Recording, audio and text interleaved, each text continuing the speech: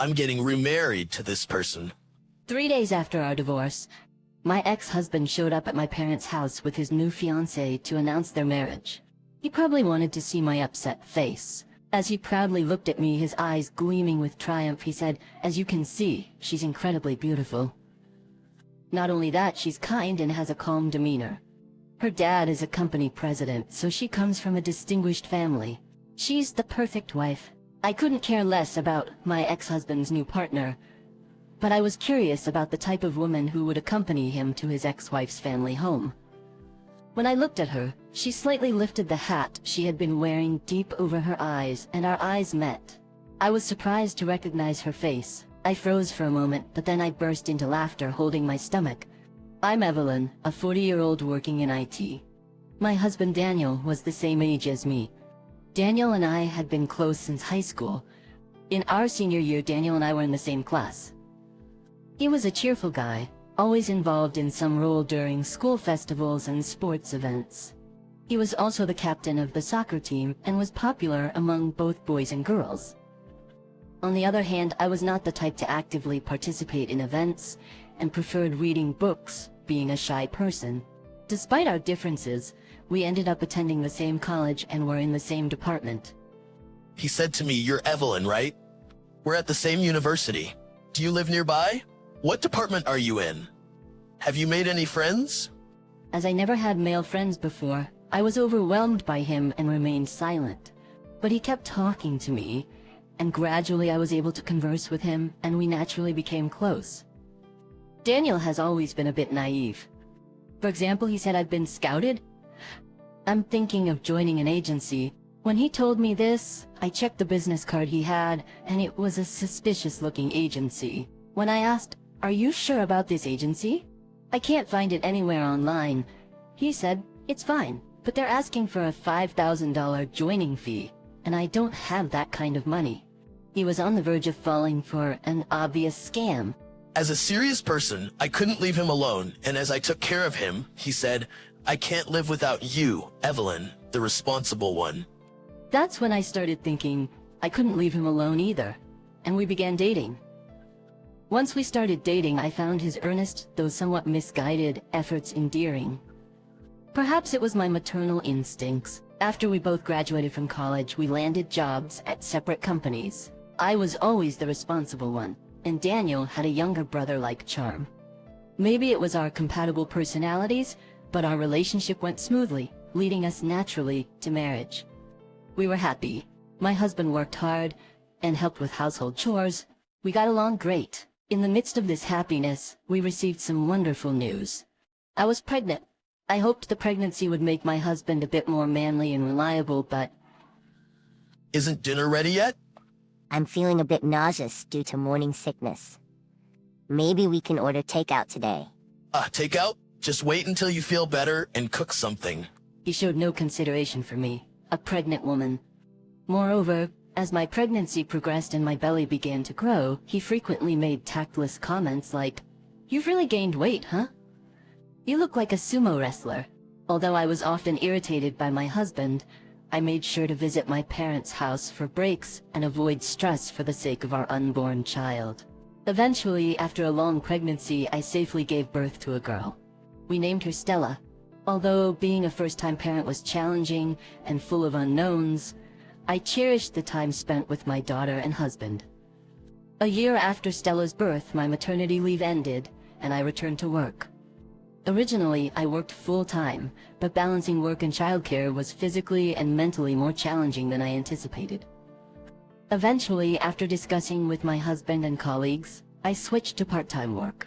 With my shift to part-time, my husband's sloppiness escalated. "The bath isn't ready yet?" Just heat up the bath yourself. "What's the big deal? You're working part-time now. You must have some free time, right?"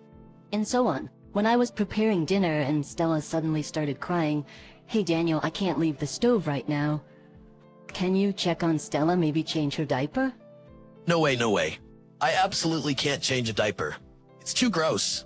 The days of parenting alone were tough, but I had become accustomed to the situation. Before I knew it, 8 years had passed. Stella was now 8 years old and less dependent, so I planned to focus more on my career. Just as I was gearing up for this new phase, my husband suddenly declared, "I'm going to quit my job." What? Just when Stella is growing up and it's our time to shine? You're saying this all of a sudden? I want to be something more than just an ordinary full-time employee. Sometimes my husband would do things that surprised everyone, and I jokingly referred to these as his episodes. When he talked about quitting his job, I thought it was just another one of his strange episodes, and watched to see what would happen. However, his enthusiasm for changing jobs didn't wane. Eventually, without consulting me, he said, "I found a new job and quit the old one. I start in 2 days." I was ready to start again. I was ready to stop him if he was getting into something dubious, but it turned out to be a legitimate company, so I felt relieved. However, his episodes became even more frequent after joining the new company. The current president of my company is in his 30s, so young. One day, I'll take over his position. And he would also say things like, From now on, I'm going to be a president. You should respect me. he would start saying things like that. My daughter and I were just dumbfounded by his behavior. If only it had stopped there, but his words and attitude worsened. You look older now. The girls at work are all young and cute. What? You're getting older too, right? Everyone ages. It's natural. True, but can't you try to be a bit more stylish? Look at this woman. She has 2 kids, yet she's still gorgeous. He showed me a photo of a popular Instagrammer. I couldn't help but feel annoyed at being compared to such a person. Not to brag, but I thought I was pretty well put together for a 40-year-old who had a child. He dumps all the housework and childcare on me, and then he's all about young girls, cute girls. It's truly exasperating. Then my husband started working late, often not coming home until well after his usual time. You've been coming home late recently. Is that so? It's just as usual. No, it's clearly later than usual, and for some reason he was always particularly late on Tuesdays and Fridays, never coming home before 10 p.m. Why are you always late on Tuesdays and Fridays? When I asked, he suddenly became flustered. It's for a project. We only have meetings for it on Tuesdays and Fridays. What, you think I'm lying? His tone became harsh. He seemed quite agitated. Okay, I understand. Saying just that, my husband showed a relieved expression, as if a weight had been lifted off his chest. Suspicious. It had always been like this since we were dating. When he lied or felt guilty about something, he would inevitably start talking fast and become angry. It was easy to tell when my husband's behavior changed. Thinking this, I decided to take action immediately. First, I checked his mobile phone while he was in the bath. I had an idea about his password.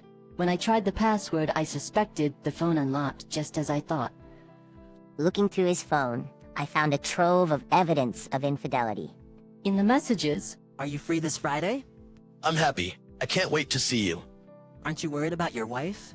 She's so clueless she won't notice. Totally fine. I found conversations like that. There were also many affectionate photos of the two of them in the camera folder.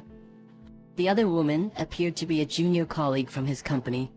Trembling with anger, I transferred all the evidence to my own phone. With ample evidence gathered, I finally confronted my husband with a divorce proposal. At first, he was quite shaken and kept denying it, but when I showed him the evidence, he turned pale and couldn't find a way out. I'm sorry. Please don't divorce me. Weren't you cold and cheating because you wanted to divorce me? No, it's not like that. It was just a momentary lapse. I don't want to leave. I was filled with hatred and couldn't forgive my husband for his betrayal, but I couldn't make the decision to divorce, thinking of our 8-year-old daughter. In the end, I demanded $7,000 as a settlement from the other woman, and, on the condition that he completely cuts ties with her, decided against the divorce. The woman paid the amount in full without delay. Perhaps feeling awkward about having an affair with a colleague, she resigned from the company. For about 6 months, my husband seemed genuinely remorseful, but after a year he returned to verbally abusing me as before. I couldn't forgive my husband for the affair and constant belittlement, and my feelings for him completely cooled. The reason we didn't divorce was because of our precious daughter. It seemed that my husband also cared deeply for her. He had always refused whenever I brought up divorce, But then a week ago, he was the one who brought up the idea of divorce. Let's get divorced. What? I've made up my mind. Let's divorce. Our marriage hasn't been great, but you've always refused divorce. Why now? It's not that I didn't want a divorce. I was genuinely puzzled. I also thought that divorcing was the best thing for both of us. But my husband had been refusing it. And there were many chances to divorce before. So why now? I wondered. It's your fault. Ever since I cheated, you've changed. You never forgave me, no matter how many years passed. That's why I'm fed up. He claimed the divorce was my fault. True, I hadn't forgiven him since that day. But my anger wasn't just about the affair. Sure, I still can't forgive you for the affair. But more than that, you've been verbally abusing me ever since. That's what I'm angry about. No, I say those things for your benefit. As a woman, you need to take care of the house properly. You need to maintain your beauty. You've been neglecting these efforts, so I was just pointing it out. That's why we're getting divorced. It's not my fault. From his response, I realized he still didn't think he was at fault. The idea of a woman needing to be a certain way was repulsive. I repeatedly told him he was also responsible, but he wouldn't listen. Eventually, he insisted. It's not my fault. Understand that. So there won't be any alimony or distribution of property. Remember that. He emphasized this point. I see. He was determined to be the one initiating the divorce and insistently claimed it was my fault. Something was off with him, suddenly suggesting divorce. I immediately thought he must be having another affair. As always, he was easy to read. He started talking fast and showing irritation just like before. In the past, I would have pressed him to find out why he suddenly wanted a divorce. But I no longer had that much interest in him. Okay, I agree. Let's get divorced. As you said, no need for alimony or property division. But I won't give up custody of our daughter. Alright, that's fine. He had always said how important our daughter was to him, yet he behaved like this. I was utterly disgusted. Soon after, I proceeded with the divorce proceedings, and we were officially divorced. I took my daughter and returned to my parents' house to live with them. My daughter didn't object to the divorce and wanted to come with me, saying Dad is hardly ever home and he's mean to Mom. It's okay if we're apart. I just want Mom to be happy. She told me this with such kindness. I was planning to start a new life with my daughter and my parents. But just 3 days after the divorce, an event occurred that seemed like an immediate disturbance. One day when I returned home from work, I saw Daniel and a blonde woman with long hair in front of the house.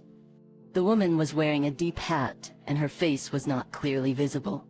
I had a bad feeling. I wanted to ignore them, if possible, but since they were in front of my parents' house, I couldn't just leave them there. As I approached them, Daniel came towards me with a smug smile. What do you want? I cautiously asked my ex-husband. I remarried this woman, he said, his eyes shining with triumph. Remarried just 3 days after our divorce? It must have overlapped with our marriage. And to come and boast about it so loudly. What kind of nerve?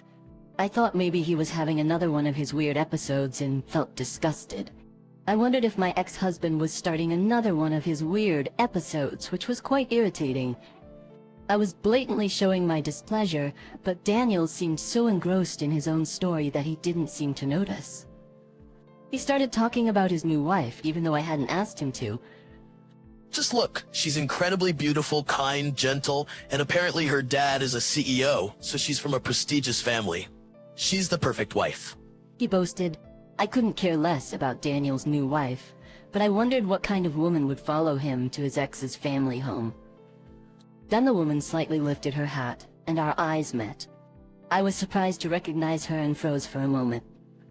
The woman saw my face, and her face turned pale. I couldn't help but burst into laughter. Yeah. Stop it, it's too funny. What are you laughing at? Because I know this woman well. The convenient man you talked about was Daniel, huh? The convenient man you talked about was Daniel, huh? As I said this, Daniel casually said, "What? You two know each other?" It's a small world, isn't it? He seemed impressed by the coincidence. However, upon seeing me, the woman started to try to escape. "Daniel, I'm feeling unwell. Can we go home now?" She was Grace, and she seemed desperate to leave the place, but Daniel stopped her. Grace, what's wrong all of a sudden? I had no idea you knew, Evelyn, he said, laughing. Grace was shaking Daniel's arm, saying, "Can we stop, please? We should go home." But my ex-husband showed no sign of leaving. "What kind of acquaintance are you?" He asked me, so I explained. Grace used to be my colleague at the company. We had worked together for 7 years. As I explained my relationship with Grace, she seemed very agitated and uncomfortable. But Daniel, oblivious to Grace's state, kept talking about how perfect she was. Daniel kept saying that Grace is a 29-year-old beauty who graduated from a prestigious university, has a calmer and kinder temperament than me. Furthermore, he repeatedly mentioned that she's a great cook, a CEO's daughter, and the perfect wife. "Good thing I divorced you. Sorry I got all the happiness, huh?" he said sarcastically. Wow, she sounds amazing, I replied. But I couldn't stop grinning. Why are you laughing? You should be more upset. Cry and wail. Or is it because my new wife is so perfect that you're speechless? Ah, I see. He came to show off his new wife. Probably wanting to see me upset, but I felt neither envy nor regret. I had no feelings for my ex-husband anymore, and I didn't care where or with whom he remarried. The fact that his new wife was Grace was just too funny. Seeing Grace turn pale, I decided it was time to reveal her true identity to Daniel. Sorry. I was just surprised that you married Grace. I guess Grace was famous at your company too, huh? For being beautiful and high spec. A woman like that marrying me, of course. You're shocked. Yes, she was famous, I said. Then Grace glared at me fiercely and said, "Don't say anything unnecessary." She looked at me with such an expression.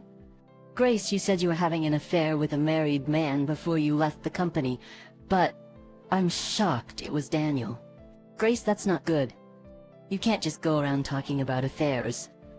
Daniel was momentarily taken aback when his affair before our divorce came to light, but he quickly became defiant, typical of my foolish husband.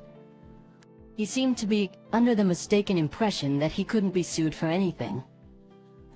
He seemed to be under the mistaken impression that he couldn't be sued for alimony since we were already divorced. Since Daniel seemed to be so enamored with Grace, I decided to tell him more about her. Grace was quickly promoted at the company, maybe because she was involved with the CEO. Hey, "When was it? You said loudly during lunch break that all men are just wallets, right? It's easy to hook them by selling your body? What? You were basically sleeping around with the bosses for promotions and money, right? You were known as a bitch among the employees, weren't you? That's a lie. Right? But getting involved with the CEO was a mistake. His wife found out about the affair and demanded a huge settlement. Eventually you were fired by the CEO's wife's decision, right? stop it. Don't just make things up. It's not true, Daniel. She's just saying this because she's jealous of us. Grace was desperately trying to convince Daniel. Then, can you call this a lie? I showed them photos on my mobile phone. The photo showed Grace when she was drunk. It was a video from a karaoke session at the second part of the company's year-end party. Men are all just wallets. Just buy ready-made meals and plate them and they'll think you're a great cook. Just take off a little and they'll pay right away. I can even pay off my debts with this. Grace holding the mic and having a blast.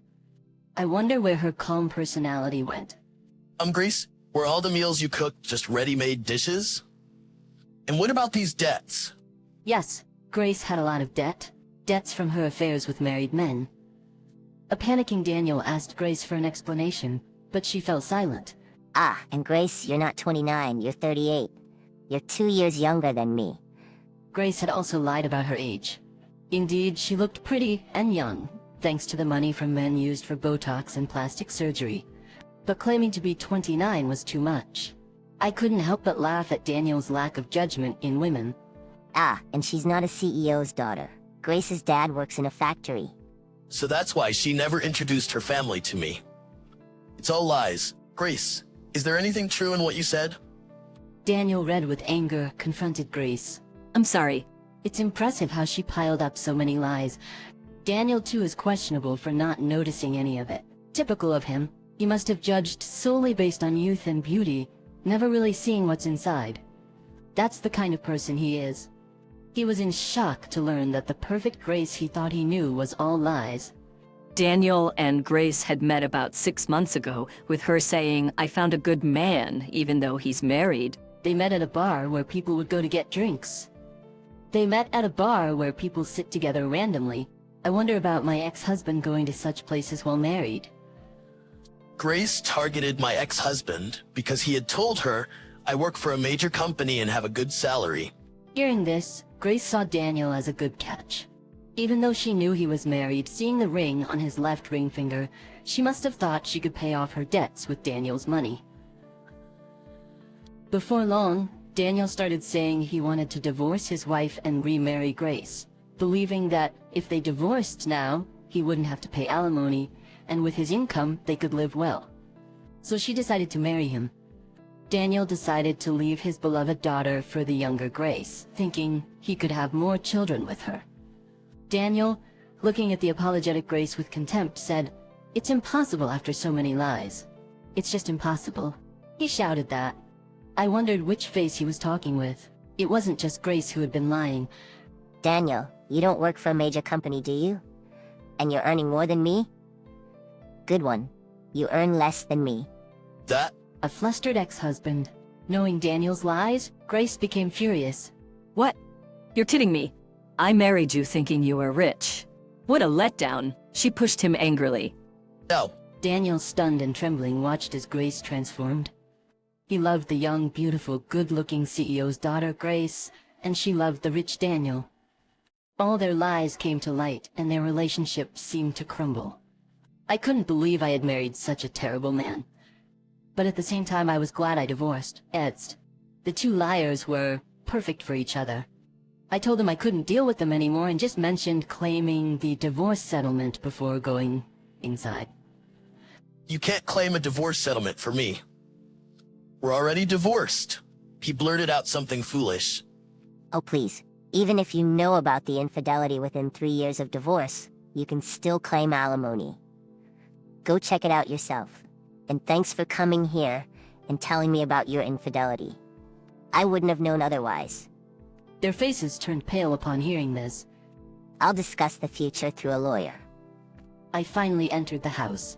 The two continued arguing loudly outside and were eventually taken away by the police for causing a disturbance. Later, I received the alimony through a lawyer. The moneyless couple borrowed to pay me in full. I was relieved to cut ties with such terrible people.